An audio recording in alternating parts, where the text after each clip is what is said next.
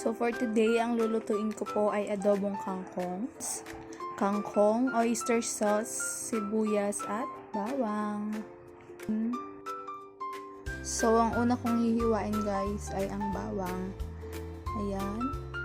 Pinipi ko muna, pipi, and hahatiin ko na, hihiwain ko na ang bawang. Hiwa, hiwa.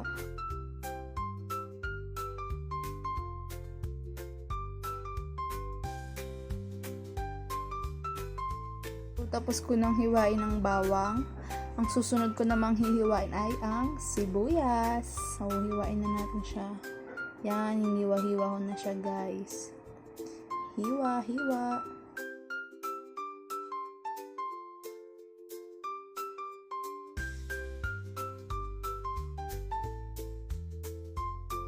So, natapos ko nang hiwain ng bawang at sibuyas.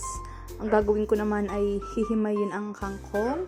Kukunin ko ang dahon at ilang mga tangkay nito.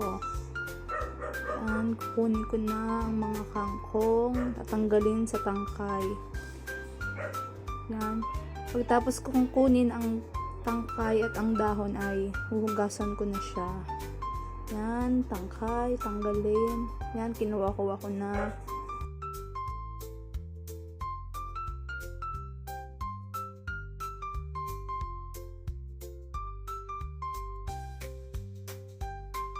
Ayan ang mga ingredients na kailangan ko. Kita nyo, kangkong. Init na ako ng mantika sa isang kawali. Ang una kong ilalagay ang bawang. Yan, pipirtuhin ko muna siya ng onting-onti lang.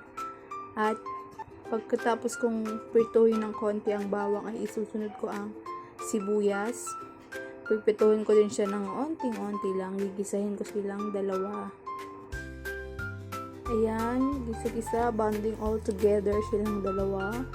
At pag medyo golden brown na siya, susunod ko na ang kangkong. Ilalagay ko na ang hinugasan kong kangkong sa mainit na kawali. Pagkalagay ko ng kangkong, ay lalagyan natin ng konting-konting tubig lang, pampalambot ng kangkong. So, pagkatapos kong ilagay ang tubig, susunod ko namang ilagay ang huling ingredients na oyster sauce. Yan, dali.